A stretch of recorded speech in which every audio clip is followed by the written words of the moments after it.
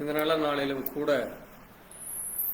தேவ சமூகத்திலே நாம் வரும்படியாக தேவனாகிய கர்த்தர் நமக்கு பெரிதான காரியங்களை செய்திருக்கிறார். வானத்திலும் பூமியிலும் சகல அதிகாரங்களை படைத்த சர்வ வல்லமையுள்ள தேவன் அவர். அவர் அல்பாவும் ஒமேகாவும் ஆதியும் அந்தமுமான மகத்தான தேவனாக இருக்கிறார். அப்படிப்பட்ட மகிமையின் தேவன், மகத்துவமானவர். இந்த பூமி எங்கும் அவர் பரிசுத்தம் உள்ளவருமாக இருக்கிறார். அந்த பரிசுத்தரை, பரிகாரியை, வல்லமை உள்ளவரை, அதிசயமானவரை, ஆலோசனை கர்த்தரை, நேற்றும் இன்றும் என்றும் மாறாதவரை, எண்ணிலடங்கா நன்மைகள் செய்தவரை, நம் ஒவ்வொருவருக்காக மரித்து உயிர் தெழுந்தவரை, தேவாதி தேவனை, ராஜாதி ராஜனை, கர்த்தாதி கர்த்தரை, கர்த்தராகி இயேசு கிறிஸ்துவை நாம் ஆராதிக்க தொழுது கொள்ள வந்திருக்கிறோம். அப்படிப்பட்ட மகிமையின் தேவனுக்கு நன்றி சொல்லும் வண்ணமாக இந்த நேரத்திலே தேவ சமூகத்தில் இந்த ஆராதனையை ஒப்புக் கொடுத்து நாம் ஜெபிக்கலாம். ஸ்தோத்திரிக்கிறோம், ஸ்தோத்திரிக்கிறோம், ஸ்தோத்திரிக்கிறோம். ஆண்டவரே, எங்கள் கிருபையும் இரக்கம் நிறைந்த எங்கள் ஜீவனுள்ள தகப்பனே, கர்த்தராகிய இயேசு கிறிஸ்துவே, அப்பா, இந்த அருமையான நாளுக்காய், இந்த விசேஷித்த சாயங்கால வேலைக்காய் உமக்கு நன்றி செலுத்துகிறோம். கர்த்தாவே, நீர் ஆண்டவரே உம்முடைய வார்த்தையிலே சொன்ன பொழுது உம்முடைய வானம் ஆண்டவரே அது உமக்கு சிங்காசனமாய், இந்த பூமி உம்முடைய பாதப்படியாக இருக்கிறதப்பா. உம்முடைய பாதப்படியிலே ஆண்டவரே உம்முடைய பாதத்திலே வந்து ஒரு விஷயம் கூட எங்களை தாழ்த்தி ஜீவிக்கிற தேவனாய், ஜீவனுள்ள தேவனாய், மரித்தோரிலிருந்து உயிர்த்தெழுந்த தேவனாய், உயிர்ப்பிக்கிற வல்லமையுடைய தேவனாய், ஜீவனின் அதிபதியுமான உமக்கு நன்றி செலுத்துகிறோம். இந்த சாயங்கால வேளையிலே மீண்டுமாய் உம்முடைய கரத்திலே வரும்படியாக தேவன் எங்களுக்கு இரக்கம் பாராட்டினக்காய் நன்றி செலுத்தும். நீர் வார்த்தையின் தேவனாய், வார்த்தையானவராய், நீர் மாறாதவருமாய் இருக்கிறீரப்பா. அப்படிப்பட்ட உமக்கு நன்றி சொல்லி இது இந்த விசேஷித்த ஆண்டவரே ஆராதனையை உம்முடைய கரத்தில் ஒப்புக் கொடுக்கிறோம். தொடர்ந்து பாடல் மூலமாய், வாசித்து தியானிக்கிற வார்த்தையின் மூலமாய் கர்த்தர்களோடு கூட உம்முடைய நாமத்தை மகிமை வரப்படும். நீரே மகிமைப்படும். தொடர்ந்து உம்முடைய இரக்கமும் உம்முடைய வல்லமையும் உம்முடைய பிரசன்னமும் உம்முடைய பிள்ளைகளாகி எங்கள் மத்தியிலே காணப்படும். நாங்களும் உயிர்ப்பிக்கப்பட்ட ஜனங்களாய், ஜீவனுள்ள தேவனை ஆராதிக்கிற ஜனங்களாய், தேவனை கனப்படுத்துவர்களாய், மகிமைப்படுத்துவர்களாய் உடைய கரத்திலே நாங்கள் ஒரு விஷயம் கூட ஒப்புக் கொடுக்கிறோம். நீரே உள்ள ஒவ்வொருவரையும் பொறுப்படுத்தும். தொடர்ந்து உடைய இரக்கம் ஒவ்வொருவருக்கும் கிடைக்க வேண்டுமா இயேசு கிறிஸ்துவினுடைய பரிசுத்த நாமத்திலே ஆமாம். கர்த்தர் தாமே உங்கள் ஒவ்வொருவரையும் ஆசீர்வதிப்பாராக. தேவ நாம மகிமைக்காக நாம் ஒரு சில பாடல்களை பாடி தொடர்ந்து நாம் செய்திக்குள்ளாக கடந்து செல்லலாம்.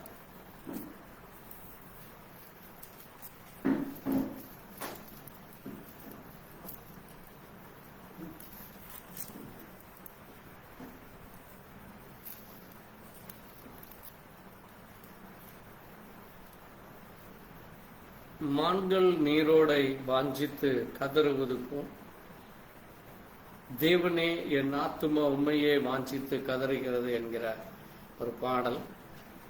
தேவன் நம் மத்தியிலே அவர் இருக்கிற தேவனாக இருக்கிறார். அப்படிப்பட்டவருக்கு நாம் பாடல் மூலமாக அவரை நாம் மகிமைப்படுத்தலாம். மான்கள் நீரோடை வாஞ்சித்து கதறும் போல் தேவனே எந்த ஆத்துமாவும் உம்மையே வாஞ்சித்து கதறுதே. உங்கள் நீரோடை வாஞ்சித்து தேவனே எந்த ஆத்துமாவும் உம்மையே வாஞ்சித்து கதறுதே. தஞ்சமே நீர், அடைக்கலம் நீர், கோட்டையும் நீர் என்றும் காப்பீர். தஞ்சமே நீர், அடைக்கலம் நீர், கோட்டையும் நீர் என்றும் காப்பீர். மான்கள் நீரோடை வாஞ்சித்து கதறும் போ தேவனே எந்த ஆத்துமாவும் மெய்யே வாஞ்சித்து கதறுதே. தேவன் மேல் ஆத்துமாவே தாகமாயிருக்கிறதே. தேவன் மேல் ஆத்துமாவே தாகமாயிருக்கிறதே. சந்நிதியில் ஆத்துமா காஞ்சிக்குதே. தேவனின் சந்நிதியில் நின்று ஆத்துமா வாஞ்சிக்குதே. தங்கமே நீர், அடைக்கலம் நீர், கோட்டையும் நீர் என்றும் காப்பீர். தஞ்சமே நீர், அடைக்கலம் நீர், கோட்டையும் நீர் என்றும் காப்பீர். மான்கள் நீரோடை வாஞ்சித்து கதரும் போ தேவனே. எந்த ஆத்துமாவும் உம்மையே வாஞ்சித்து கதறுதே. ஆத்துமா கழங்குவதேன், நேசரை நினைத்திடுவாய். ஆத்துமா கழங்குவதேன், நேசரை நினைத்திடுவாய். அவரின் இரட்சிப்பினால் தினம் துதித்து போற்றிடுவாய். அவரின் இரட்சிப்பினால் தினம் துதித்து போற்றிடுவாய். தஞ்சமே நீர், அடைக்கலம் நீர், கோட்டையும் நீர் என்றும் காப்பீர். தஞ்சமே நீர், அடைக்கலம் நீர், கோட்டையும் நீர் என்றும் காப்பீர். மான்கள் நீரோடை கதரும் போ தேவனே. எந்த ஆத்துமாவும் உம்மையே வாஞ்சித்து கதறுதே. யோர்தான் தேசத்திலும் எர்மோன் மலைகளிலும், யோர்தான் தேசத்திலும் எர்மோன் மலைகளிலும், சிறுமலையில் இருந்தும் உம்மை தினமும் நினைக்கின்றேன். சிறுமலையில் இருந்தும் உம்மை தினமும் நினைக்கின்றேன். தஞ்சமே நீர், நீர் கோட்டையும் நீர் என்றும் காப்பீர். தஞ்சமே நீர், அடைக்கலம் நீர், கோட்டையும் நீர் என்றும் காப்பீர். மான்கள் நீரோடை வாஞ்சித்து கதறு போல் தேவனே. எந்த ஆத்துமாவும் உம்மை வாஞ்சித்து கதறுதே. தேவரிற் பகற்காலத்தில் கிருபையை தருகின்றீர். தேவரிற் பகற்காலத்தில் கிருபையை தருகின்றாய்.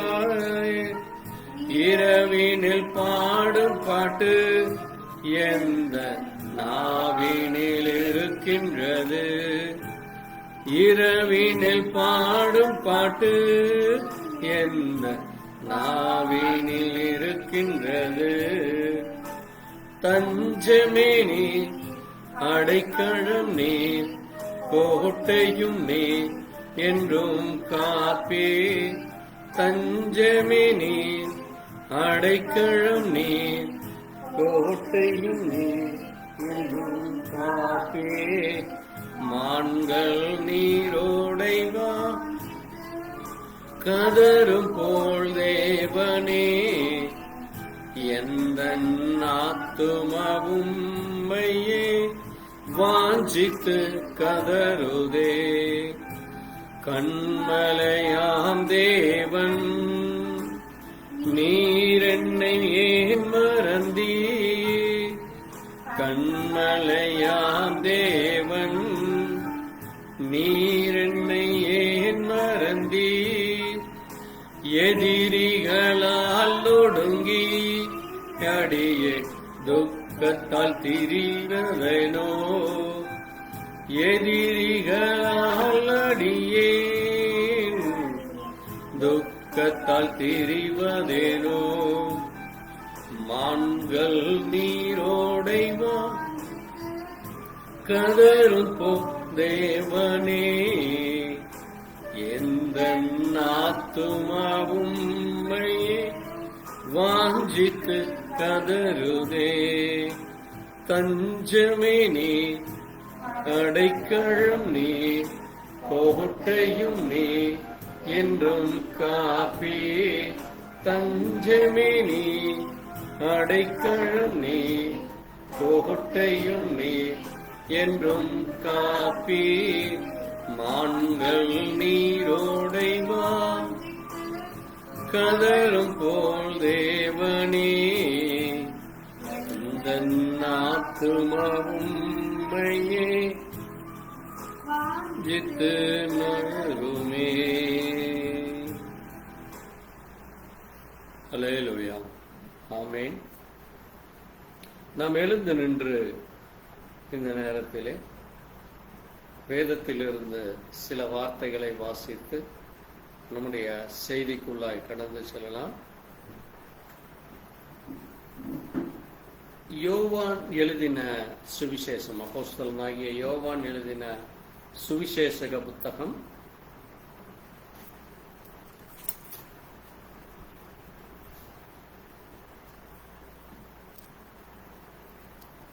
26ஆம் அதிகாரத்திலே 33 வரை வாசிக்கலாம்.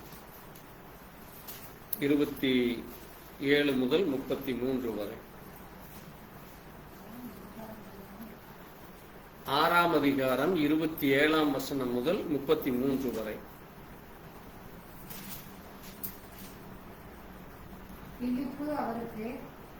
யோவான் 6. அழிந்து போகிற போஜனத்திற்காக அந்த நித்திய ஜீவன் வரைக்கும் நிலைநிறுத்திய போஜனத்திற்காகவே கிரியை நடத்துகிறீர்கள். அதை மனுஷகுமாரன் உங்களுக்கு கொடுப்பார். அவரை பிதா ஆகிய தேவன் முத்தரித்திருக்கிறார் என்றார்கள். அப்பொழுது அவர்கள் அவர்களை நோக்கி, தேவனை கேட்ட கிரியைகளை நடப்பிக்கும்படி நாங்கள் என்ன செய்ய வேண்டும் என்றார்கள். இயேசு அவர்களுக்கு பிரதித்தரமாக அவரை அனுப்பினவரை நீங்கள் விசுவாசிப்பதே தேவனை கேட்ட கிரியையாய் இருக்கிறது என்றார்கள். அதற்கு அவர்கள், அப்படியானால் உண்மை விசுவாசிக்கும்படிக்கு நாங்கள் காணப்படாத நீர் என்ன அடையாளத்தை காண்பிக்கிறீர், எண்ணத்தை நடப்பிக்கிறீர்? வானத்திலிருந்து அவர்களுக்கு அப்பத்தையும் புசிக்க கொடுத்தார்கள் என்று எழுதியிருக்கிறபடி நம்முடைய பிதாக்கள் வனாந்திரத்தில் மன்னாவை புசித்தார்களே என்றார்கள். இயேசு அவர்களை நோக்கி, வானத்திலிருந்து வந்த அப்பத்தை மோசே உங்களுக்கு கொடுக்கவில்லை, என் பிதாவோ வானத்திலிருந்து வந்த மெய்யான அப்பத்தை உங்களுக்கு கொடுக்கிறார் என்று மெய்யாகவே உங்களுக்கு சொல்லுகிறேன். வானத்திலிருந்து உலகத்துக்கு ஜீவனை கொடுக்கிற அப்பமே தேவ அருளிய அப்பம் என்றார். தொடர்ந்து நாம் 35 மற்றும் 48 51 வரை வாசிக்கலாம். இயேசு அவர்களை நோக்கி, ஜீவ அப்பம் நானே, என்னிடத்தில் வருகிறவன் ஒரு காலம் பசியடையான், என்னிடத்தில் விசுவாசமாக இருக்கிறவன் ஒரு காலம் தாகமடையான். 48 to 51. ஜீவ அப்பம் நானே. உங்கள் பிதாக்கள் வனாந்திரத்திலே மன்னாவை புசித்திருந்தும் மரித்தார்கள். இதிலே புசிக்கிறவன் மறியாமலும் இருக்கும்படி வானத்தில் இறங்கின அப்பம் இதுவே. நானே வானத்தில் இருந்து இறங்கின ஜீவாப்பம். இந்த அப்பத்தை புசிக்கிறவன் என்னென்றைக்கும் கிடைப்பான். நான் கொடுக்கும் அப்பம் உலகத்தின் ஜீவனுக்காக நான் கொடுக்கும் என் மாம்சமே என்றார். நாம் நின்ற வண்ணமாக ஒரு நிமிஷம் வாசித்த வார்த்தைகளுக்கு நாம் ஜெபிக்கலாம். எங்களை நேசிக்கிற எங்கள் நல்ல ஆண்டவரே, கர்த்தராகிய இயேசு கிறிஸ்துவே, இந்த அருமையான நேரத்திலே இயேசுவே, நீர் இந்த பூமியிலே உம்முடைய சீஷர்களுக்கும் வெளிப்படுத்தி தொடர்ந்து ஜனங்களுக்கும் நீர் யார் என்பதை நீர் ஜனங்கள் புரியும்படியாக மிக எளிமையான வார்த்தைகளை நீர் அவர்களோடு பேசினீரப்பா.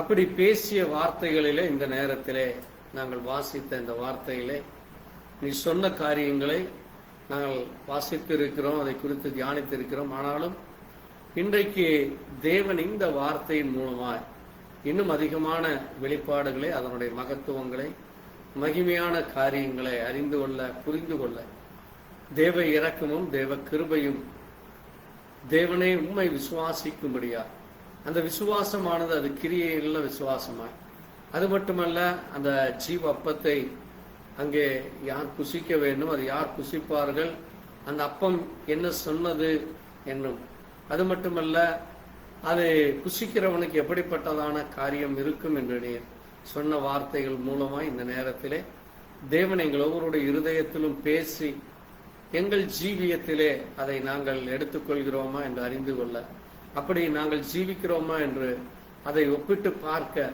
தேவன் இந்த நேரத்தில் உம்முடைய வார்த்தையின் மூலமா எங்களோடு கூட பேசுகிற அடியானை மறைத்து மூடி பேசும் கேட்கிற தேவ ஜனங்களுடைய இருதயத்தையும் செவிகளையும் திறக்க வேண்டுமா இயேசு கிறிஸ்துவினுடைய பரிசுத்த நாமத்திலே ஆம். உட்காரலாம். ஆண்டவராகிய இயேசு கிறிஸ்துவின் இனிய நல் நாமத்திலே உங்கள் ஒவ்வொருவருக்கும் மீண்டுதல் வாழ்த்துதல் சொல்லுகிறேன். இன்றைக்கு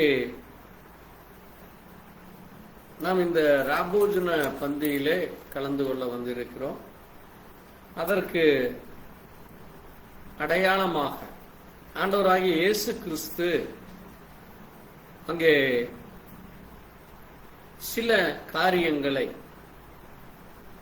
அவர் தன்னுடைய சீஷர்களோடும் அங்கிருந்த ஜனங்களோடும் அவர் பேசுகிறதை நாம் அங்கே இப்பொழுது நம்ம வாசித்தோம்.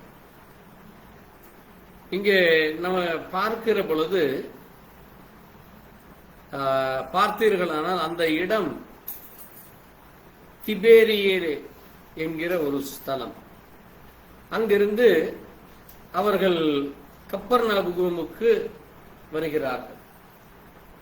இயேசு கிறிஸ்து கப்பர்நபூமுக்கு வருகிறார்கள். இந்த திபேரியா என்பது என்ன என்றால், அங்குதான் ஆண்டவராகிய இயேசு கிறிஸ்து அங்கே தன்னுடைய சீஷர்கள் இருக்கிற பொழுது அங்கே ஆண்டவர் 5 வார்கோதுமைகளும் 2 மீன்களையும் எடுத்து அங்கே 5000 புருஷர்கள் சாப்பிட்டார்கள்.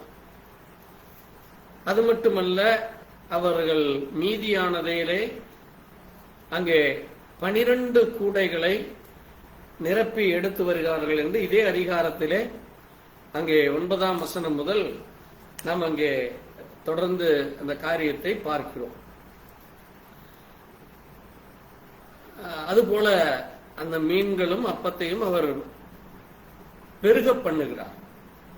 2 மீன் 5 அப்பத்தை 5000 புருஷர்கள் திருப்தியாய் சாப்பிட்டார்கள். எப்படியாமா திருப்தியாக சாப்பிடுவது. அது போக ஒரு 12 கூடை, அதுவும் ஆயிரக்கணக்கான ஜனங்கள் புசிப்பதற்கு மீதம் இருக்கிற ஒரு அதிசயமான ஆச்சரியமான ஒரு காரியம். அப்படி செய்த தேவன் அவர் கப்பர்நகூம் என்கிற அதற்கு அருகிலே இருக்கிற ஒரு ஸ்தலத்துக்கு வருகிறார். அப்ப இந்த ஜனங்கள் கூடயே வந்து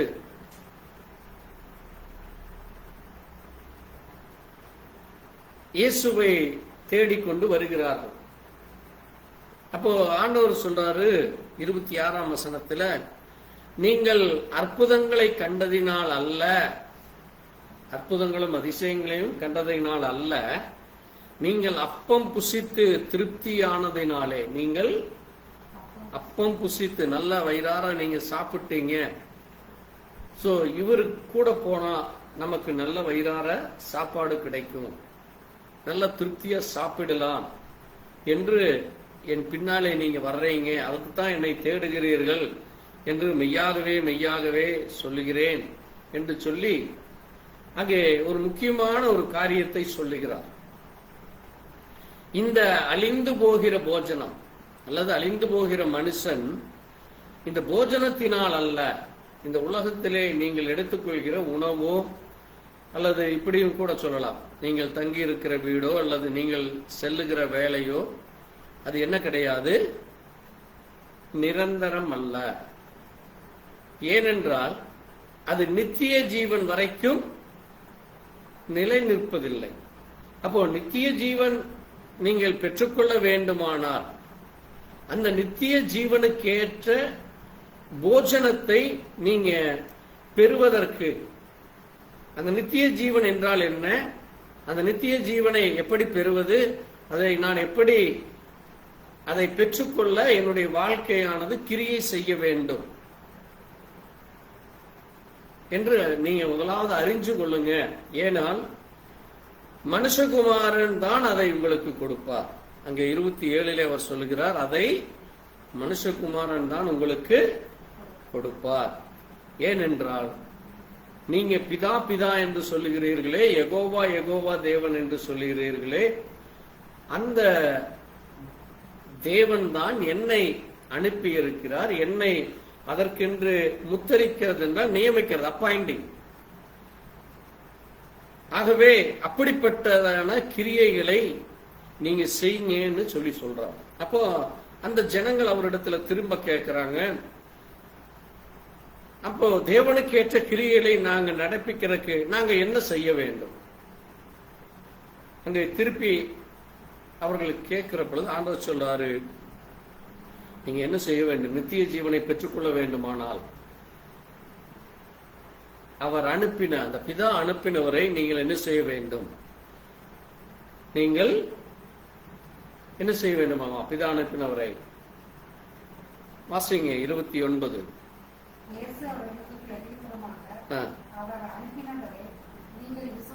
பாருங்க, அவர் அனுப்பினவரை நீங்கள் விசுவாசிக்க வேண்டும். அப்போ யாரை நீங்கள் விசுவாசிக்க வேண்டும்? இயேசு கிறிஸ்துவை. ஏனென்றால் இயேசு கிறிஸ்துவை நீங்கள் விசுவாசித்தால் மட்டுமே உங்களுக்கு நித்திய ஜீவன் உண்டு. இந்த உலகத்திலே நீங்கள் பார்க்கிற எந்த ஒரு காரியமும் நித்திய ஜீவனுக்கு உங்களுக்கு கொண்டு போகாது. அப்ப இது எல்லா மனுஷரிடத்திலையும் ஆண்டவர் சொல்றார். அதனாலதான் சுவிசேஷகமானது இந்தியாவிற்கு வந்தது. ஆமென். அது தோமா மூலமாக இயேசு கிறிஸ்து மரித்த சுமார் 20 முதல் 30 ஆண்டுகளுக்குள்ளாக அங்கே இயேசு கிறிஸ்துவோடு கூட இருந்த அந்த சீசன் தோமா என்பவர் கிபி இயேசு கிறிஸ்து பிறந்த அந்த 55வது வருஷம், கிபி 52 55 அந்த பீரியடிலே அவர் இந்தியா வருகிறார். அந்த சுமார் அநேக வருடங்கள் இங்கே ஊழியம் செய்கிறார். முடிவிலே அவர் கொலை செய்யப்பட்டு இந்த இந்தியாவிலே மரித்து போகிறார். அவர் தங்கியிருந்த இடம் சென்னையிலே இருக்கிற ஏர்போர்ட்டுக்கு பக்கத்தில் இருக்கிற சென்ட் தாமஸ் மவுண்ட். அது மட்டுமல்ல, கிண்டி பக்கத்தில் இருக்கிற சின்னப்பர் மலை என்று சொல்லுவார். அங்கே தோமா தங்கின அந்த குகை இன்றைக்கும் இருக்கிறதை நீங்க யூடியூப் வழியா பார்க்கலாம். நேரில் போயும் அந்த இடத்தை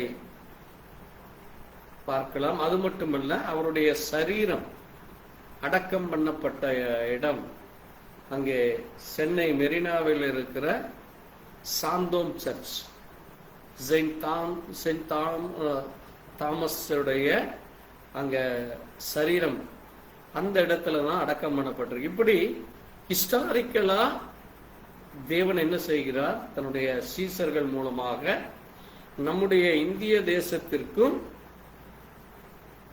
ஆண்டவராகிய இயேசு கிறிஸ்து யார், அந்த நித்திய ஜீவனை ஜனங்கள் எப்படி பெற்றுக்கொள்ள வேண்டும் என்று சுமார் 2000 வருஷங்களுக்கு முன்பாகவே இந்த செய்தியானது வந்தது. ஆனா இன்றைக்கு ஜனங்கள் என்ன சொல்லிக் கொண்டிருக்கிறாங்க? வெளிநாட்டிலிருந்து அங்கே ஆங்கிலேயர்கள் வந்துதான் ஆங்கிலேயர் வந்தது சுமார் 200-300 வருஷத்துக்கு முன்னாடி தான்.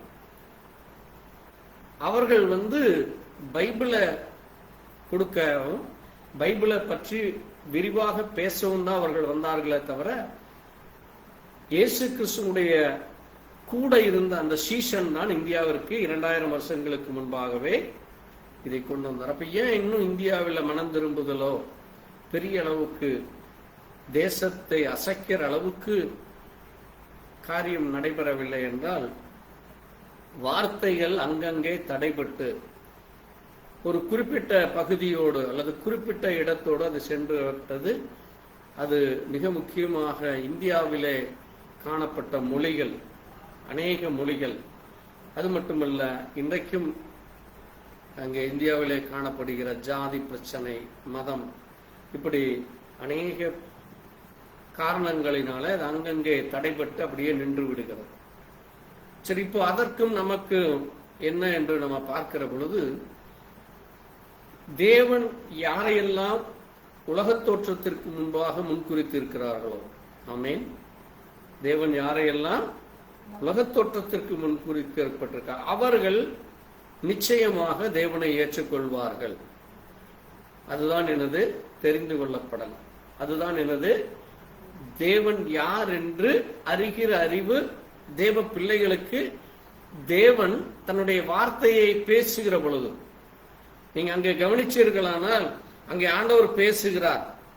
அங்கே பேசுகிறப்போ அங்கே சிலர் ஏற்றுக்கொள்கிறார்கள், சிலர் என்ன செய்கிறாங்க, வாக்குவாதம் செய்கிறார்கள். நீங்க 52ஆம் வசனத்துல வாசிக்கிறப்போ, அப்பொழுது யூதர்கள் இவன் தன் மாம்சத்தை எப்படி நமக்கு கொடுப்பான் என்று தங்களுக்குள்ளே வாக்குவாதம் பண்ணுகிறார்.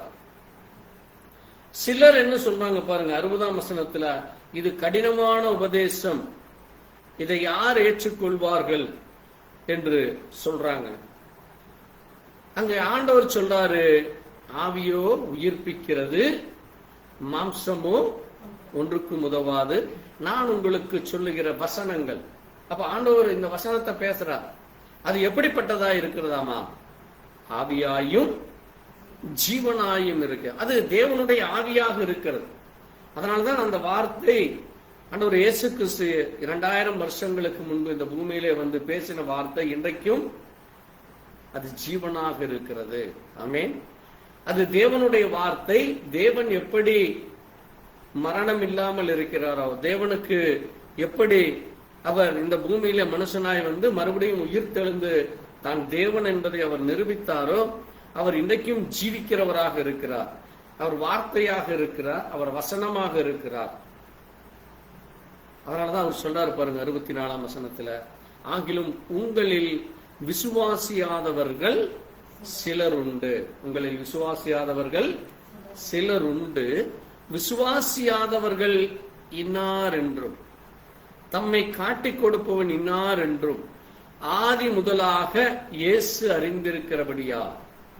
பாருங்க, யார் என்று அவர் அறிந்திருக்கிறார். ஆமென்.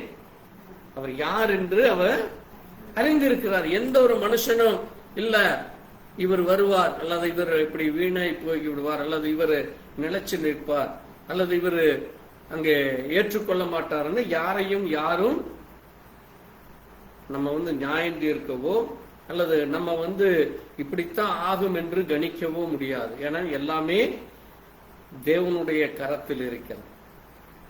அப்ப அதனாலதான் ஆண்டவர் சொல்றாரு, ஒருவனின் பிதாவின் அருளை பெறாவிட்டால், வாசிங்க 65, ஒருவனின் பிதாவின் பெறாவிட்டால் வரமாட்டான் உங்களுக்கு சொல்லுகிறேன் என்று சொல். அப்ப தேவனிடத்திலே, ஆண்டவராகிய யெகோவாவிடத்திலே, பிதாவாகிய தேவனிடத்திலே நமக்கு என்ன கிடைத்திருக்கிறது? கிரேஸ். அருள். அருள்னா என்னது? Grace, Mercy. தேவனிடத்திலிருந்து நமக்கு இரக்கம் கிடைத்திருக்கு. தேவனிடத்திலிருந்து நமக்கு ரட்சிப்பு என்றால் என்ன, தேவனிடத்திலிருந்து நமக்கு மீட்பு என்றால் என்ன என்கிற அந்த வல்லமை, அந்த ஞானம், தேவ ஞானம், தேவன் நம்மை முன்குறித்திருக்கிறார் என்று நாம் எதன் மூலமாய் அறிந்து கொள்கிறோம்? வேத வசனங்கள் சொல்லுகிற பொழுது அந்த வார்த்தைகளை நாம் ஆமேன் என்று சொல்லுகிறோம். ஆமேன். நாம் அதை ஏற்றுக்கொள்கிறோம். அதை நாம் என்ன செய்கிறோம்? நம்முடைய ஜீவியத்திலே அதை வெளிப்படுத்தும்படியாக அந்த கிரியைகளின்படி நம்ம நடக்க செய்கிறோம். அதனால ஆண்டவர் சொல்றாரு அங்கே, ஜீவாப்பம் நானே, ஜீவாப்பம் நானே. நானே 51ஆம் வசனம் சொல்லுகிறார் பாருங்க, வாசிங்க. நானே வானத்திலிருந்து இறங்கின ஜீவாப்பம். அப்ப ஆண்டவர் வானத்தையும் பூமியும் படைத்த அந்த தேவன், அவர் வானத்தில் இருந்த தேவன், இந்த பூமிக்கு அவர் இறங்கி வருகிறார். வானத்தில் இருந்து இறங்கி வருகிற ஜீவாப்பம் நானே. இந்த அப்பத்தை புசிக்கிறவன், இந்த அப்பத்தை புசிக்கிறவன் என்றென்றைக்கும் பிழைப்பான், என்றென்றைக்கும் பிழைப்பான். நான் கொடுக்கும் அப்பம் உலகத்தின் ஜீவனுக்காக நான் கொடுக்கும் என் மாம்சமே. அப்போ தேவன் தன்னுடைய சரீரத்தையே அங்கே அப்பமாக ஒப்பு கொடுக்கிறார். அவருடைய ஜீவனையே என்ன கொடுக்கிறார்? ஒப்பு கொடுக்கிறார் ஜனங்களுக்காக. ஏன் அவர் அதை செய்ய வேண்டும் என்றால், பாருங்க, அதைத்தான் அங்க 53ஆம் வசனம் சொல்லுகிறார். நீங்கள் மனுஷகுமாரனுடைய மாம்சத்தை புசியாமலும், மனுஷகுமாரனுடைய மாம்சத்தை புசியாம், அவருடைய இரத்தத்தை பானம் பண்ணாமலும் இருந்தால் உங்களுக்குள்ளே ஜீவன் இல்லை. என் மாம்சத்தை புசித்து, 54ஆம் வசனம் சொல்லுகிறார், என் மாம்சத்தை புசித்து என் இரத்தத்தை பானம் பண்ணுகிறவனுக்கு நித்திய ஜீவன் உண்டு, நான் அவனை கடைசி நாளில் எழுப்புவேன். என் மாம்சம் மெய்யான போஜனம், என் ரத்தம் மெய்யான பானமாயிருக்கிறது. அப்ப இன்றைக்கு நம்ம இந்த கம்யூனியன் என்று சொல்லுகிற, ராபோஜனம் என்று சொல்லுகிற இந்த காரியத்தை தான் ஆண்டவராகிய இயேசு கிறிஸ்து இங்கே சொல்லுகிறார். அதைத்தான் இங்கே அவரை விசுவாசித்து அவரை முழுவதுமாக ஏற்றுக்கொண்டு அவருக்காக தன்னுடைய ஜீவனையே ஒப்பு கொடுத்த, அவருக்காக மரித்த அங்கே தேவ மனுஷனாகிய பவுல் 1 கொரிந்தியர் 11ஆம் அதிகாரத்திலே அவர் இப்படி சொல்லுகிறார். வாசிக்கலாம். 1 கொரிந்தியர் 11ஆம் அதிகாரம் 23 அங்கே அவர் சொல்லுகிறார். 21 கூட அங்கே நம்ம வாசிக்கலாம். இப்படி செய்கிறது ராபோஜனம் பண்ணுகிறது. அப்ப கர்த்தருடைய ராபோஜனத்தை நம்ம எப்படி செய்ய வேண்டும் என்று இங்கே சொல்லி இருக்கிறது. அதனாலதான் இங்க 5ஆம் வசனத்துல பார்த்தீங்கன்னா, ஸ்திரீகள் அங்கே தலைக்கு முக்காடு எதற்கு கொடுக்கப்பட்டிருக்கிறதாமா? ஸ்திரீகள் தலைக்கு முக்காடாக 15ஆம் வசனம் சொல்லுகிறது, தலைமயிர் அவளுக்கு முக்காடாக கொடுக்கப்பட்டிருக்கிறது. அப்ப ஒரு ஸ்திரீக்கு அவள் தலைமயிரை வெட்டக்கூடாது. தலைமயிர் வெட்டாமல் இருக்கிற ஸ்திரீ என்ன செய்யலாம்? அவளுக்கு முக்காடு தேவையில்லை. அங்கே தலைமயிர் வெட்டி கொண்டு இன்னைக்கு அநேகர் இருக்கிறாங்க. நீங்க வெளிநாடுகள் எல்லாம் பாத்தீங்கன்னா, இன்றைக்கு இப்போ நம்ம ஜென்சி கேர்ள்ஸ் எல்லாம் பாத்தீங்கன்னா நல்லா பாப் கட்டிங் அடிச்சு அப்படி இப்படின்னு தன்னுடைய ஸ்டைலேவே மாத்திக்கிறாங்க. நம்முடைய முன்னாள் பிரதமர் இந்திரா காந்தி கூட பாத்தீங்கன்னா அங்கே ஃபாரின் ஸ்டைல அந்த பாப் கட்டிங் தான் வெட்டியிருப்பாங்க. அப்ப அப்படிப்பட்டவங்களுக்கு தான் ஆண்டவர் என்ன சொல்றாரு அங்கே 13ஆம் வசனம், ஸ்ரீயானவள் தேவனை நோக்கி ஜெபம் பண்ணுங்கள், தன் தலை மூடிக்கொள்கிறது லட்சணமாய் இருக்குமோ. அப்போ ஸ்திரீகள் தலைமயிர் அவர்களுக்கு சொல்லி இருக்கு. இப்படி ஒவ்வொரு காரியமாய் சொல்லி கொண்டு வந்து அங்கே ராபோஜனத்தை குறித்தும் அவர் பேசுகிறார். ராபோஜனத்தை குறித்தும் அங்கே அவர் பேசுகிறது ஒரு மிக முக்கியமான ஒரு காரியமாக.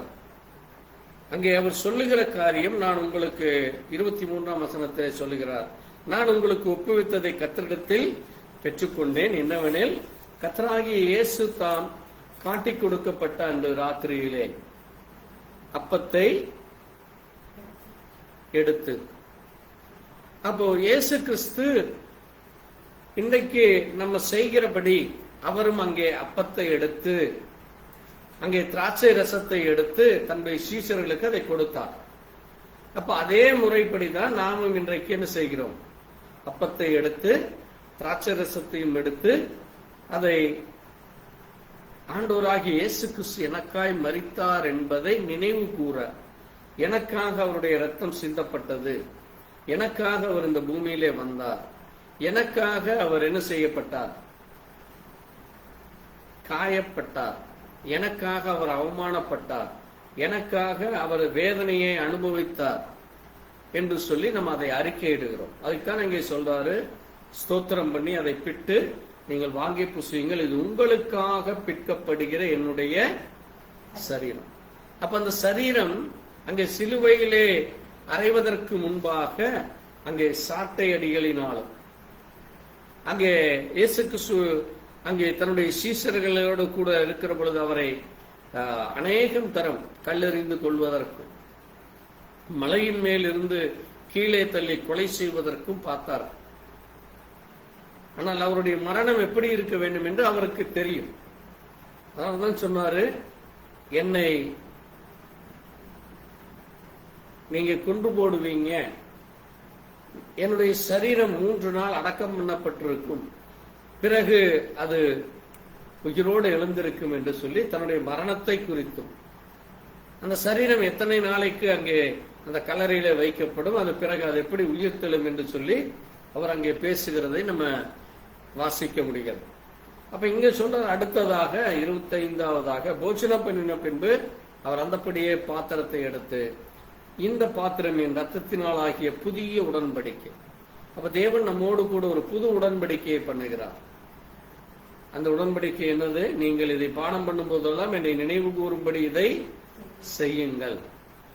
அது மட்டுமல்ல, இந்த அப்பத்தை புசித்து இந்த பாத்திரத்தில் பானம் பண்ணும் போதெல்லாம், எப்பொழுதெல்லாம் நாம் ராபோஜனம் எடுக்கிறோமோ, எப்பொழுதெல்லாம் அப்பத்தையும் திராட்சை ரசத்தையும் புசிக்கிறோமோ, அப்பொழுதெல்லாம் என்ன செய்கிறோம்? அம்மா, கர்த்தர் வருமளவும் அவருடைய மரணத்தை தெரிவிக்கிறீர். அவர் எனக்காக மரித்தார், அவர் எனக்காக அவருடைய ரத்தம் சிந்தப்பட்டது, எனக்காக அவர் இந்த பூமியிலே பரிசுத்தாவியை அனுப்பினார்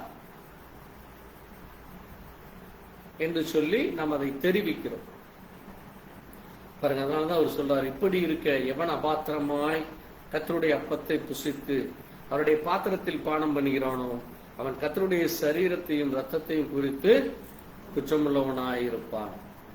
அதனாலதான் அவர் சொல்றாரு, எந்த மனுஷனும் தன்னைத்தான் சோதித்தறிந்து இந்த அப்பத்தை புசித்து இந்த பாத்திரத்தில் பானம் பண்ண கடவும். எண்ணத்தினாவெனில் யாரெல்லாம் அல்லது யாராவது அபாத்திரமாய் போஜனம் பண்ணுகிறார்களோ கர்த்தருடைய சரீரம் இன்னதென்று நிதானித்து அறியாததினால் தனக்கு ஆக்கினை தீர்ப்பு வரும்படி போஜனம் பண்ணு. அப்போ நமக்கே நம்மை நாமே அழித்து போடாதபடி. ஆக்கினை தீர்ப்புனா என்னது?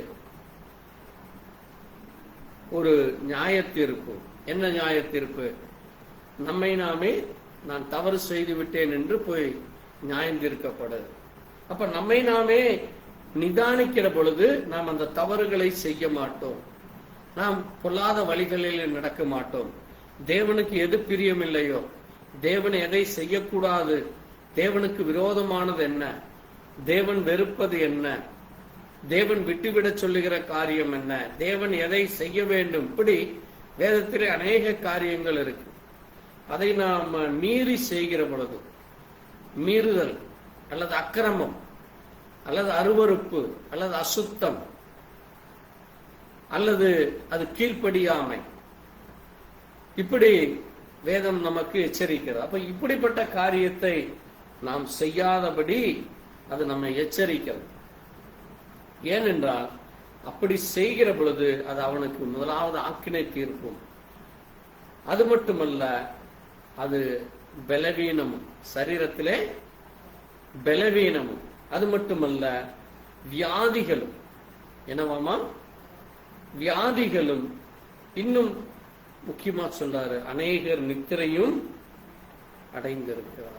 அது மனிதனை மரணத்திற்குள்ளாக கொண்டு போய்விடும். மரணம் என்றால் என்ன?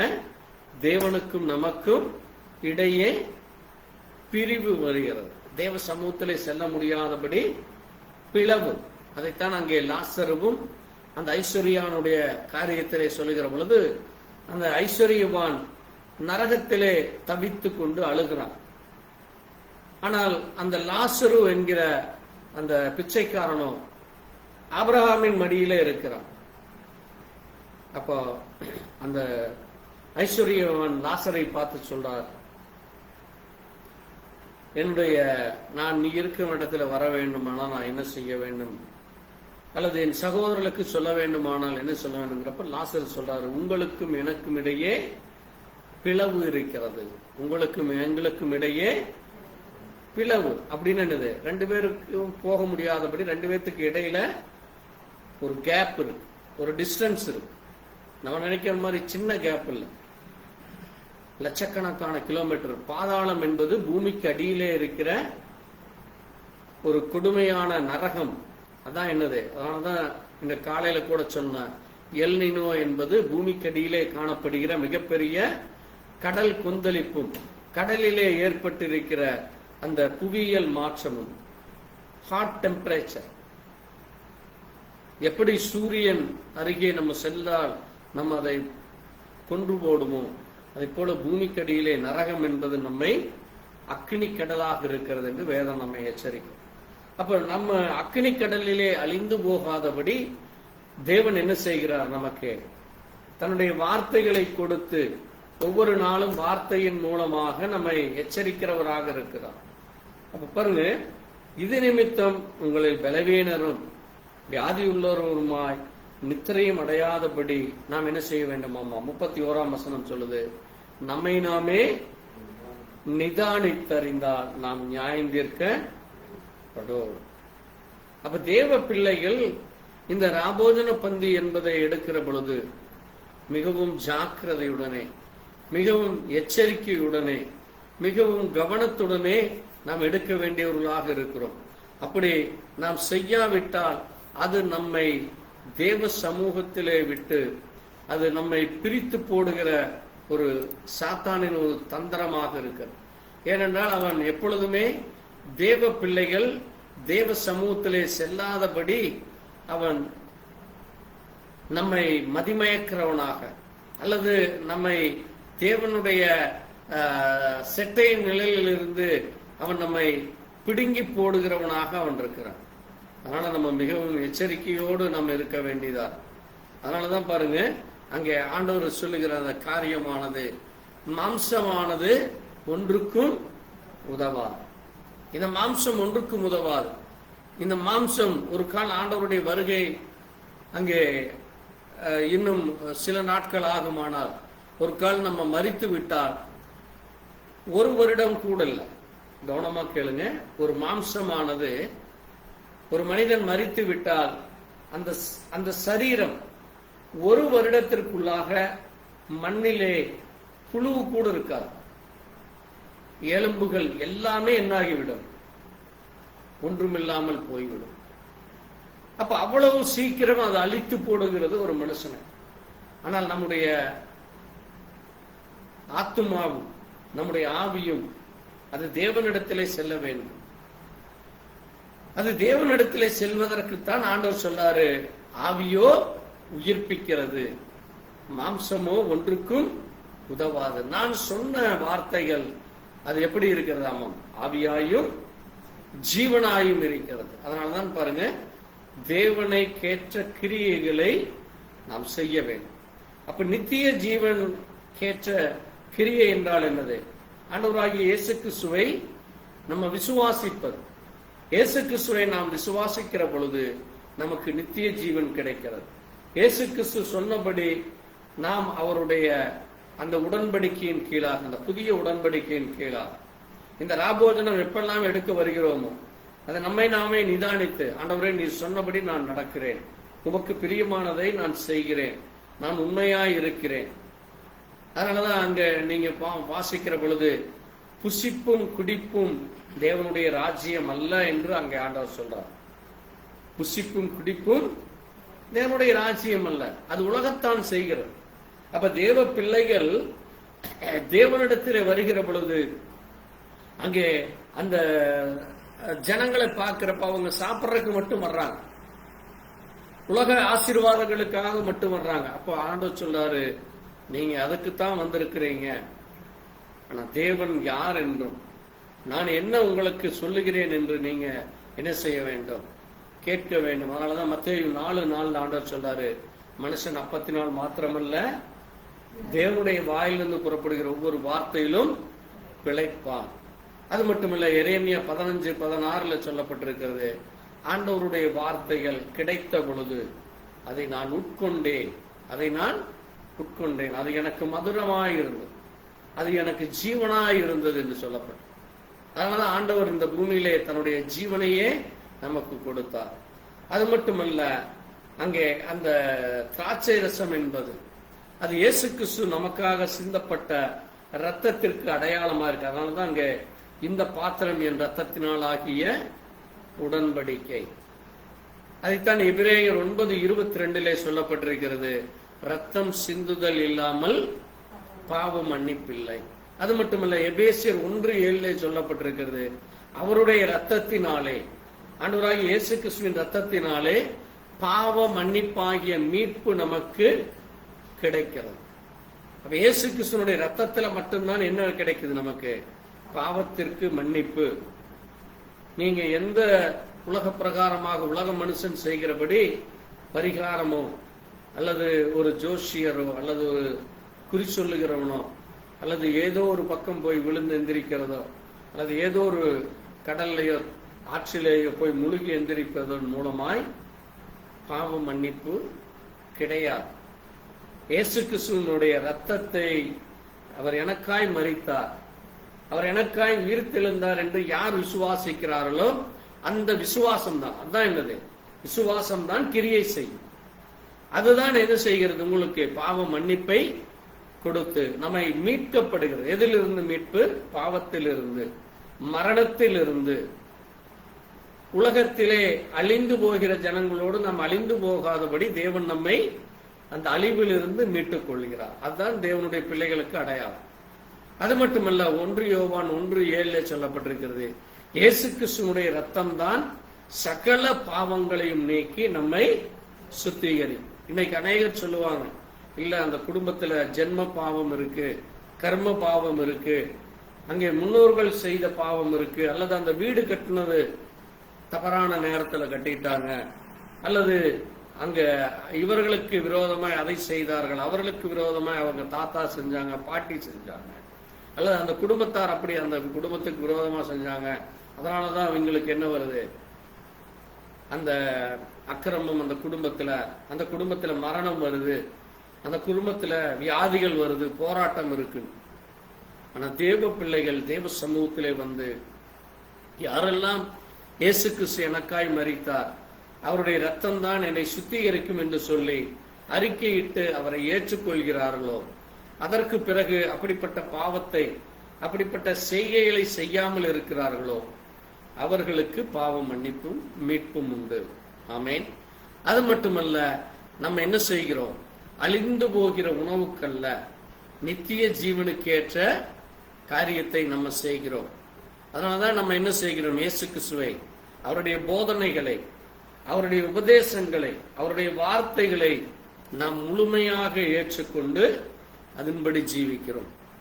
அது மட்டுமல்ல, 1 பேதுரு 1:18 சொல்லப்பட்டிருக்கிறது, இயேசு கிறிஸ்துவினுடைய இந்த விலையேற பெற்ற ரத்தம் நாம் மீட்கப்பட்டதும் அழிந்து போகிற காரியத்தினாலே வெள்ளியோ பொன்னினாலோ அல்ல, இயேசு கிறிஸ்துவினுடைய விலையேற பெற்ற ரத்தத்தினாலே நாம் என்ன செய்யப்பட்டோம், மீட்கப்பட்டோம். அப்ப நம்ம மீட்கப்பட்டது என்னது, வெள்ளியினாலேயோ பொன்னினாலேயோ அல்ல, இயேசு கிறிஸ்துவினுடைய விலையேற பெற்ற ரத்தத்திலே தான் நம்ம மீட்கப்பட்டிருக்கிறோம். அதனாலதான் இங்க 1 கொரிந்தியர் 11 சொல்லப்பட்டிருக்கிறது, அதற்கு தகுதி உள்ளவர்களாக நான் மீட்கப்பட்டேன், என் பாவம் மன்னிக்கப்பட்டது, நான் இயேசு கிறிஸ்துவினுடைய போதனைகளை ஏற்றுக்கொண்டு அதன்படி நான் வாழுகிறேன், நான் அதை கடைபிடிக்கிறேன், நான் அழிந்து போகிற இந்த உணவுக்கோ அந்த உலகத்திற்கோ அல்ல, நித்திய ஜீவனுக்காக நான் உண்மையாக இருக்கிறேன், என்னுடைய சகல பாவத்தையும் இயேசு கிறிஸ்து மன்னித்தார், அவருடைய ரத்தத்தில் மட்டுமே பாவ மன்னிப்புண்டு, மீட்புண்டு. அவருடைய ரத்தம் இல்லாமல் இந்த பூமியிலே பாவ மன்னிப்பில்லை. இப்படி அதை நம்ம விசுவாசித்து நம்ம என்ன செய்கிறோம்? இந்த ராபோஜன பந்தியிலே நம்ம பங்கு கொள்கிறோம். அது மட்டுமல்ல, அங்கே அவர் ஒரு முக்கியமான இன்னொரு காரியத்தையும் அவர் சொல்லுகிறார். என்னது? ஒரு புதிய உடன்படிக்கை, sacrifice and a new covenant.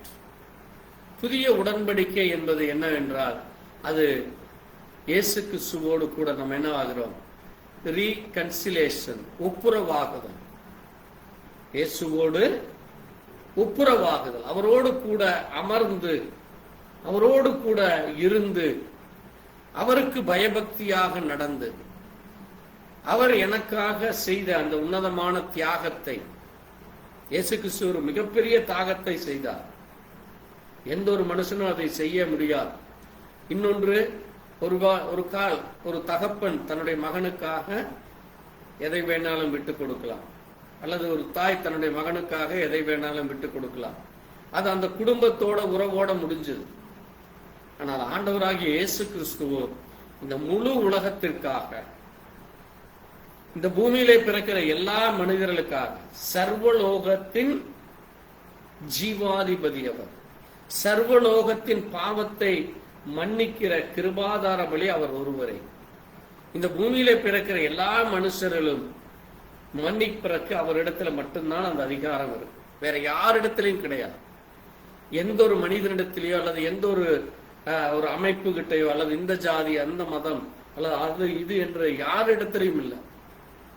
நம்ம ஒவ்வொருவரையும் உண்டாக்கின இயேசு கிறிஸ்து இடத்துல மட்டும்தான் அந்த அதிகாரம் இருக்கு. அதைத்தான் இங்க நம்ம இப்ப வாசித்த யோவான் 6ஆம் அதிகாரத்தில் ஆண்டவர் சொல்றாரு, என் வசனத்தை கேட்டு.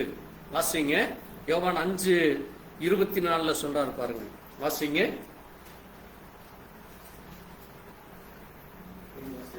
என் வசனத்தை கேட்டு, இயேசு கிறிஸ்துவினுடைய வசனத்தை நீங்க எப்பொழுதெல்லாம் கேட்கிறீர்களோ அதை கேட்டு பாருங்க. இப்ப பிதாதான் இயேசு கிறிஸ்துவை அனுப்பினார். அதை நீங்க விசுவாசிக்கிற பொழுது உங்களுக்கு என்ன உண்டு? நித்திய ஜீவன் உண்டு. அவன் ஆக்கினைக்கு தீர்க்கப்படாமல், நியாய தீர்க்கப்படாமல், மரணத்திற்கு ஒப்பு கொடுக்கப்படாமல் அவன் என்ன செய்யப்படுகிறான்? மரணத்தை விட்டு நீங்கி ஜீவனுக்கு உட்பட்டு இருக்கிறான். அப்போ இப்ப நம்ம எதற்குள் உட்பட்டு இருக்கிறோம்? ஜீவனுக்கு உட்பட்டு இருக்கிறோம். மரணம் இல்லை இன்னைக்கு நமக்கு. ஏனென்றால் நம்ம என்ன செய்கிறோம்? இயேசு கிறிஸ்து சொன்ன வசனத்தை கேட்டு, இயேசு கிறிஸ்துவை விசுவாசித்து, அவரே எனக்கு இரட்சகர், அவரே எனக்காய் மரித்தார், அவரே எனக்காக தன்னை ஒப்பு கொடுத்தார் என்ற அந்த உன்னதமான தியாகத்தை, அந்த மகிமையான தியாகத்தை நம்ம ஹானர் பண்ணுகிறோம், மதிக்கிறோம், அதை ரெஸ்பெக்ட் செய்கிறோம். அதுவும் இல்லாம அது பயபக்தியோடு, ஒரு சாக்ரிஃபைஸோடு, அதை ஒரு ரெஸ்பெக்டோடு, அதை ஒரு ஹானரோடு அதை நாம் என்ன செய்கிறோம்?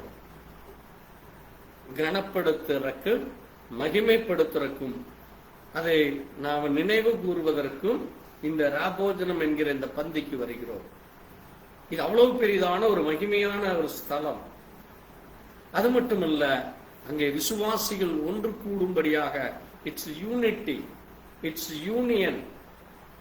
அதுதான் என்னது? Come union. கம், அவரோடு கூட இணைந்து நம்ம ஒரு யூனியனாக அந்த ஒரே அப்பத்தை, இயேசு கிறிஸ்து ஒருவரே அந்த அப்பமாக இருக்கிறார்.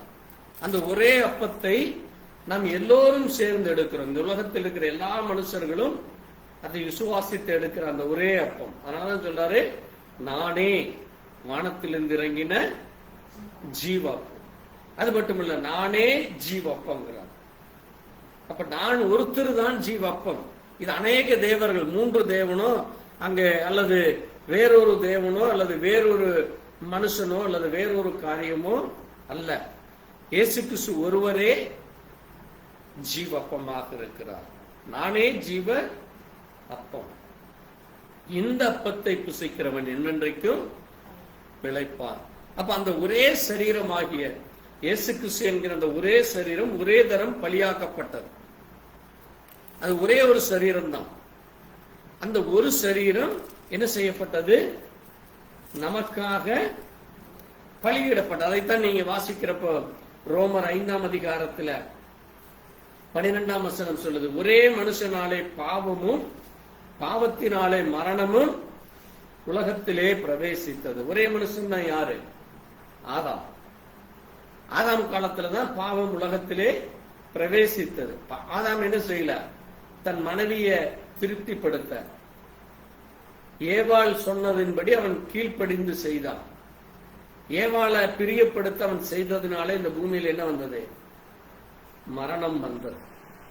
இந்த பூமியில மரணம் வந்ததுக்கு ஒரே ஒரு காரணம் என்னது? ஏவாளை திருப்திப்படுத்தத்தான். நீங்க அதை வாசித்தீங்கன்னா போ உங்களுக்கு தெரியும். ஏவாள் தான் என்ன செய்தார்?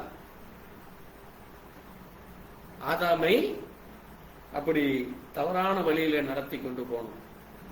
அதனாலதான் அங்கு சொல்லப்பட்டிருக்கிறது என்னவாமா?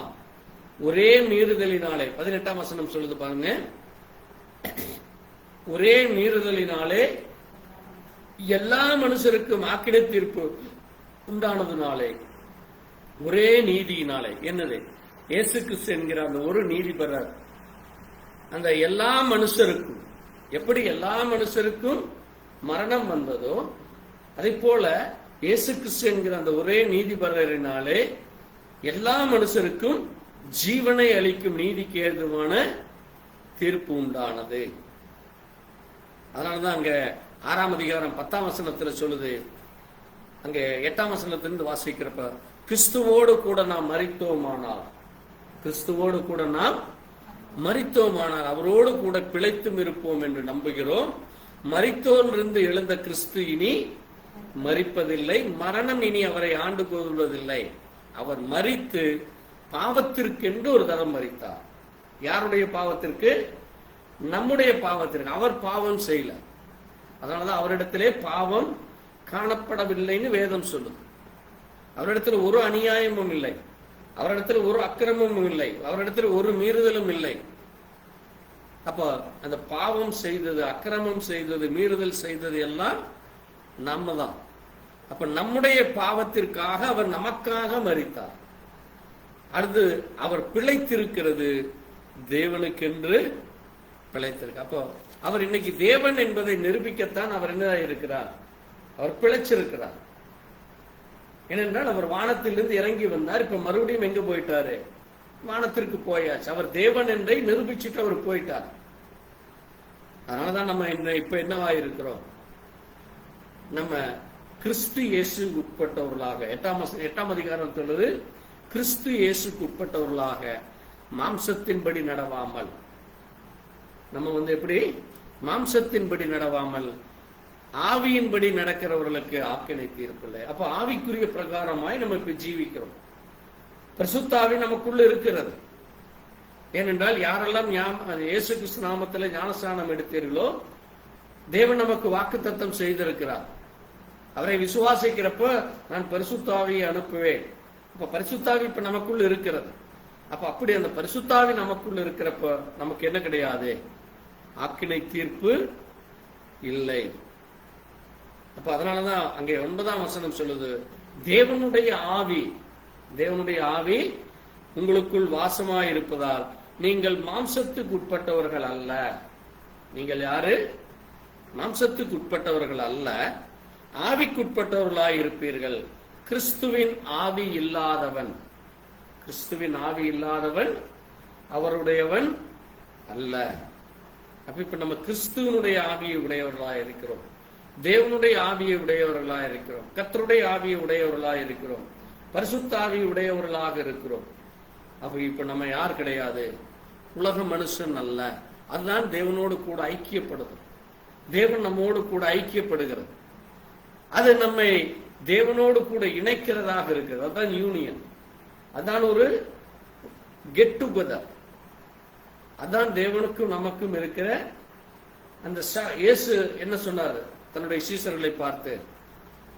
என் சிநேகிதனே என்கிறார், என் சிநேகிதனே என்கிறார். நம்மை மகனே என்கிறார், சிநேகிதனே என்கிறார். அப்ப நம்ம அந்த ஐக்கியத்தை, மகனே என்கிற அந்த ஐக்கியத்தை, தகப்பன், இயேசு நமக்கு தகப்பன். அவர்தான் நம்முடைய ஃபாதர். அப்ப நம்ம இப்ப அவருடைய சன்னா இருக்கிறோம். நம்ம சில்ட்ரன்ஸ் ஆஃப் காட். அப்ப தேவனுடைய பிள்ளைகள் என்கிற அந்த அடையாளத்தை தேவன் நமக்கு கொடுக்கிறப்போ அந்த ஐக்கியத்தை நாம் விட்டு விலகி போக கூடாது.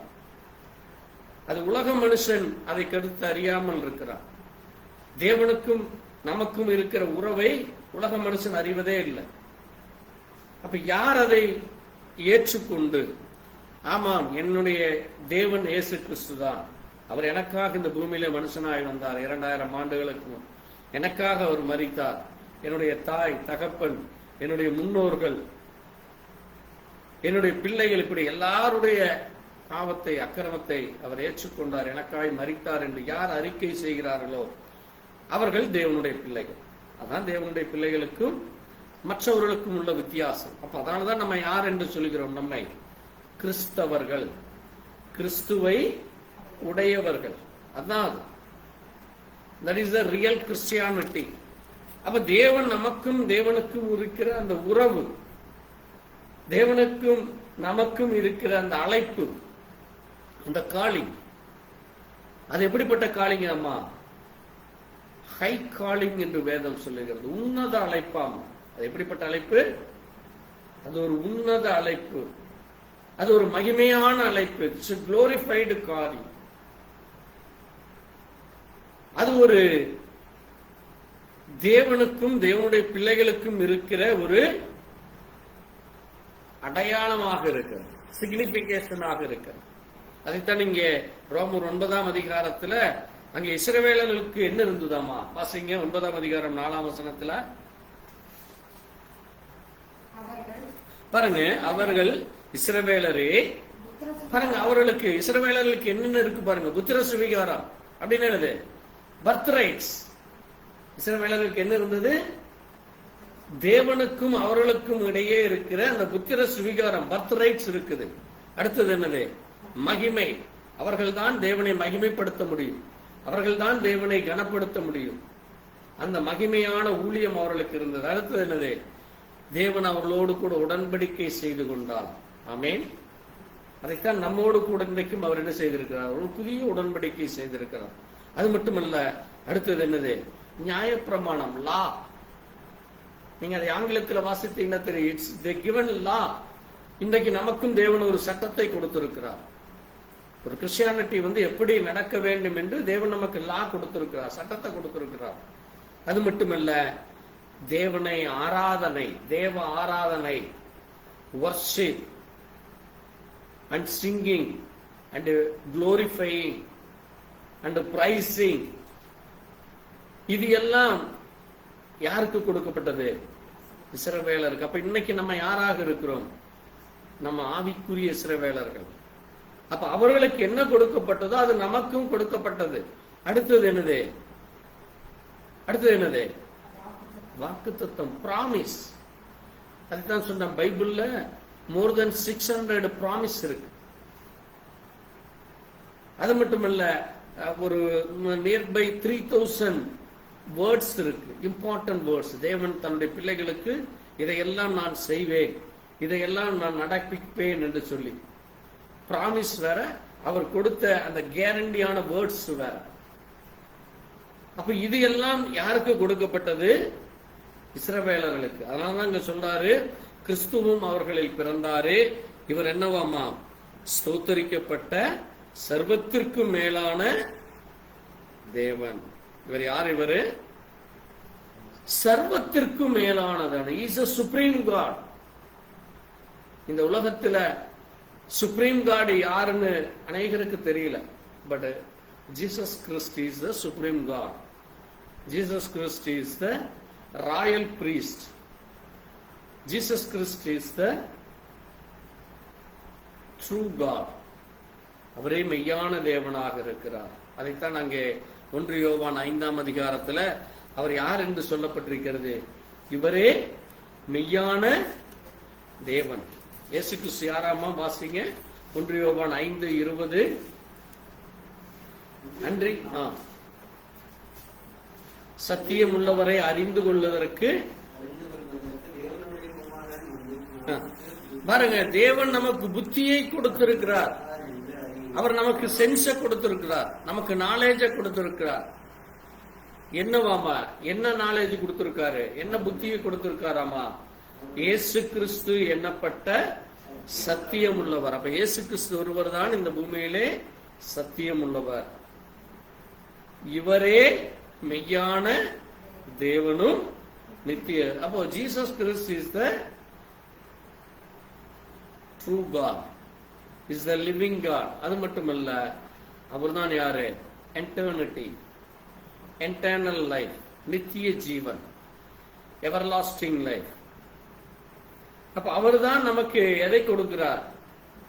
சத்தியத்தை கொடுக்கிறார், புத்தியை கொடுக்கிறார், பரிசுத்தாவியை தருகிறார். அவர்தான் தன்னுடைய இரத்தத்தை சிந்தி நம்மை மீட்டுக்கொள்ள வந்தவருமாக இருக்கிறார். ஆமென். அப்ப அப்படிப்பட்ட தேவனோடு கூட நாம் ஐக்கியப்பட்டிருக்கிறோம். ஆகவே நம்ம இந்த அழிந்து போகிற உலகத்திற்காக, ஒன்றுக்கும் உதவாத உலகத்திற்காக நாம் கவலைப்படாதபடி அல்லது அதை நோக்கி பாராதபடி நம்ம தேவனோடு கூட ஆயத்தமாக, தேவனோடு கூட நடக்க நம்முடைய இருதயத்தை நம்மை நாமே அங்கே சோதித்து நம்மை இந்த ராபோஜன பந்தியிலே பங்கு கொள்ள தேவன் பரிசுத்தத்தோடு நம்மை அழைக்கிறார். அதற்கு தகுதியுள்ளவர்களாக நாம் இருக்க வேண்டும். இதில் பங்கு கொள்ள நம்மை நாம் ஆயத்தப்பட வேண்டும்.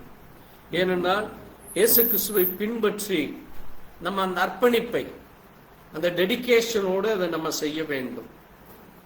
அது மட்டுமல்ல, அது இந்த உலக பிரகாரமான காரியத்தை தேடாதபடி, உலகத்திலே நமக்கு இது வேண்டும் அது வேண்டும் என்று உலக மனுஷனை போல நம்ம மற்றவர்களைப் போல உலக காரியங்களை முக்கியத்துவப்படுத்தாதபடி, தேவனுடைய வார்த்தை நம்ம என்ன சொல்லி அழைத்ததோ, அது என்ன சொல்லி நடக்க சொன்னதோ, எதை செய்ய சொன்னதோ, எப்படி நம்ம ஜீவிக்க வேண்டும் என்று நமக்கு போதனைகள் மூலமாய், வார்த்தைகள் மூலமாய் தேவன் நமக்கு சொன்னாரோ, அந்த பரலோகத்தின் தேவனோடு கூட நம்ம பங்கு கொள்ளவும், அந்த பரலோகத்தின் தேவனோடு கூட அந்த விருந்திலே கலந்து கொள்ள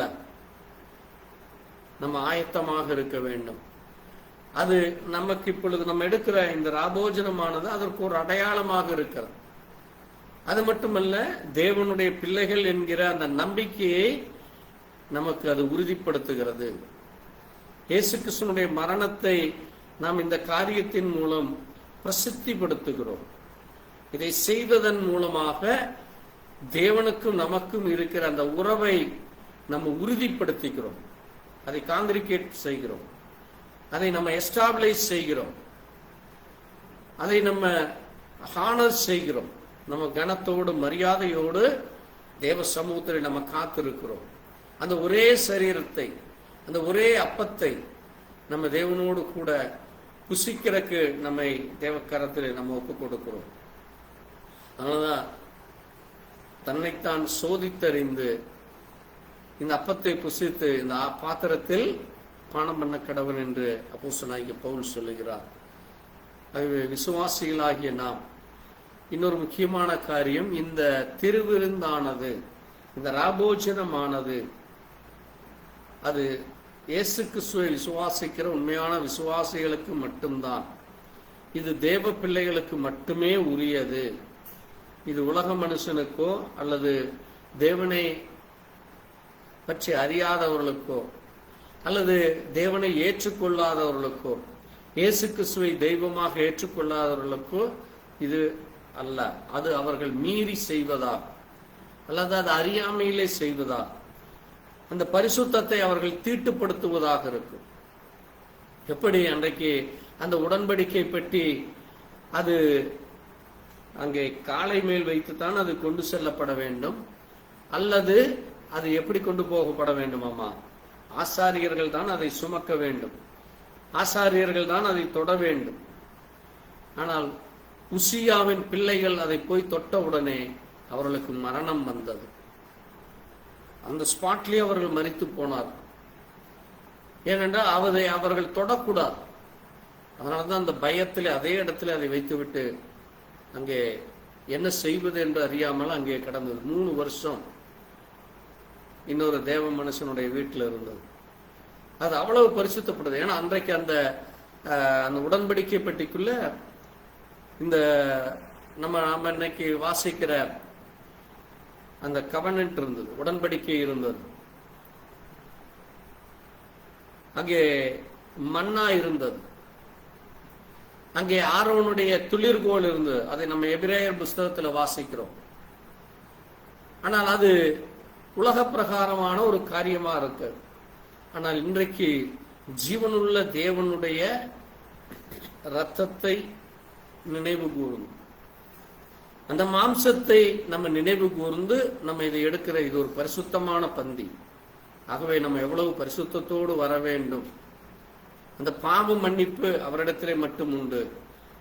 அவரிடத்திலே மட்டுமே அந்த இரத்தத்தை மூலமாக, அவருடைய இரத்தத்தில் மட்டுமே நம்ம சுத்திகரிக்கப்பட முடியும் என்ற அந்த உணர்வோடு நம்ம வந்திருக்கிறோம். அதை தேவன் கனப்படுத்தும்படியாக, அதை தேவனுக்கு மகிமை உண்டாகும்படியாக, என்னை நினைவு கூறும்படி இதை செய்யுங்கள் என்று சொன்னதை நாம் நினைவு கூர்ந்து, அது மட்டுமல்ல, அது தகுதியுள்ளவர்களாக இதிலே பங்கு கொள்ள வேண்டும், உங்கள் இருதயத்தை ஆயத்தப்படுத்துங்கள் என்று அப்போஸ்தலன் பவுல் அதை நமக்கு நினைவு ஊட்டுகிறார். நம்ம இதை ஆயத்தத்தோடு வர வேண்டும். இதிலே பங்கு கொள்ள நம்ம கவனமாக பங்கு கொள்ள வேண்டும். அது மிக எச்சரிக்கையாக சொல்லப்பட்ட காரியமாக இருக்கிறது. ஆகவே தேவ பிள்ளைகள் இந்த அழிந்து போகிற உணவுக்கோ அல்லது உலகத்திற்காக அல்லாதபடி நித்திய ஜீவனுக்காக நம்ம உண்மையாக இருக்கிறவர்களா, அந்த இரத்தத்திலே கழுவப்பட்டோம் என்கிற அந்த மீட்பு நமக்கு உண்டு என்கிற அந்த விசுவாசத்தோடு, இயேசு கிறிஸ்துவின் ரத்தம் இல்லாமல் வேறு ரத்தம் சிந்தப்படவில்லை, அந்த ரத்தம் சகல பாவத்தையும் நீக்கி நம்மை சுத்திகரிக்கிறது என்று அந்த விசுவாசத்தோடு, தேவனுடைய வார்த்தை அது வாயிலிருந்து புறப்படுகிற ஒரு மெய்யான வார்த்தையாய் இருக்கிறது. அது மனுஷனுடைய வார்த்தை அல்ல, அது தேவனுடைய வாயிலிருந்து புறப்படுகிற வார்த்தையாலே மனுஷன் பிழைக்க முடியும் என்று சொல்லப்பட்டிருக்கிறது. ஆகவே நாம் அந்த மெய்யான வார்த்தையை நம்ம புசிக்க வந்திருக்கிறோம். நமது விசுவாசிக்குரிய அந்த அடையாளத்தோடு, நித்திய ஜீவனை பெற்றுக்கொண்டோம் என்ற அடையாளத்தோடு, தேவன் நமக்குள்ள ஆவியாயும் ஜீவனுமாயும் இருக்கிறார் என்ற அந்த ஐக்கியத்தோடு நம்ம வந்திருக்கிறோம். ஆகவே கர்த்தர் தாமே என் மாம்சத்தை புசித்து என் ரத்தத்தை பானம் பண்ணுகிறவனுக்கு நித்திய ஜீவன் உண்டு என்று சொல்லி இருக்கிறார். நம்ம நித்திய ஜீவனை சுதந்திரிக்க வந்திருக்கிறோம். கர்த்தர் தாமே இந்த காரியத்தை ஆசீர்வதிக்கும்படியா, கர்த்தர் தாமே இந்த நாளிலும் அதை எடுத்துக்கொள்ள நமக்கு கிருபை கொடுத்ததற்காக நாம் ஒரு நிமிஷம் தேவ சமூகத்தில் நம்மை தாழ்த்தி நாம் ஜெபிக்கலாம். எங்களை நேசிக்கிற எங்கள் நல்ல ஆண்டவரே, கர்த்தராகிய இயேசு கிறிஸ்துவின் அருமையான நேரத்திலே வாசித்த நம்முடைய சத்திய வார்த்தைக்காய் நன்றி செலுத்துகிறோம். அந்த வார்த்தை சொன்ன காரியத்தை, அதனுடைய மகிமையான காரியத்தை, மகத்துவமான காரியத்தை, உன்னதமான காரியத்தை நாங்கள் நினைவு கூறுகிறோம். இயேசுவே, நீர் எதற்காய் இந்த பூமியிலே வந்தீர்? நீர் என்ன காரியத்தை செய்து முடித்தீர்? இன்றைக்கு நீர் என்ன செய்து கொண்டிருக்கிறீர் என்று நம்முடைய வார்த்தையின் மூலமாக அறிந்து கொள்ள எங்களுக்கு இரக்கம் பாராட்டணும். ஆண்டவரே, நீரே ஜீவ அப்பம் என்றும், நீரே ஜீவ தண்ணீர் என்றும், நீரே மெய்யான தேவன் என்றும், நீரே நித்திய ஜீவனை தருகிற தேவன், உம்முடைய வசனம் அது ஆவியாயும் ஜீவனாயும் இருக்கிறது என்று சொல்லப்பட்டிருக்கிறது. ஆண்டவரே, அந்த வார்த்தை எங்களை உயிர்ப்பிக்கிறதாக இருக்கிறது. அது எங்களை உம்மோடு கூட உறவு கொள்ளும்படியா, அது உம்மோடு கூட ஐக்கியப்படும்படியா, உம்முடைய வார்த்தைகளை நினைவு கூறத்தக்கதாக இருக்கிறது என்று வாசிக்கிறோம். அதை முழு இருதயத்தோடு விசுவாசித்து, கீழ்ப்படிதலோடு, பயத்தோடு, ஆண்டவரே ஒரு பரிசுத்தத்தோடு உடைய கரத்தில் வர தேவன் இரக்கம் பாராட்டினக்காய் இதை எடுத்துக்கொள்கிற ஒவ்வொரு சகோதர சகோதரியும் கர்த்தர் தாமே தகுதிப்படும். நாங்கள் அந்த நித்திய ராஜ்யத்திலே வர ஆண்டவரே, நீர் அழைத்த அந்த அழைப்பு அது மாறாததாய் இருக்கிறது என்று ஆண்டவரே, அந்த அழைப்பை நாங்கள் கீழ்ப்படிதலோடு, பயத்தோடு, பயபக்தியோடு அதை எடுக்க தேவ இரக்கம் தான். தொடர்ந்து உடைய பலத்த கரம் எங்களோடு கூட இருந்து வழிநடத்த வேண்டுமா இயேசு கிறிஸ்துவினுடைய பரிசுத்த நாமத்திலே ஆமாம். தொடர்ந்து ஜெப சிந்தனையிலே இருக்கலாம். தேவன் தாமே இந்த பந்திக்கு நம்ம ஆயத்தப்படுவோம். தொடர்ந்து நாம் ஜெப சிந்தனை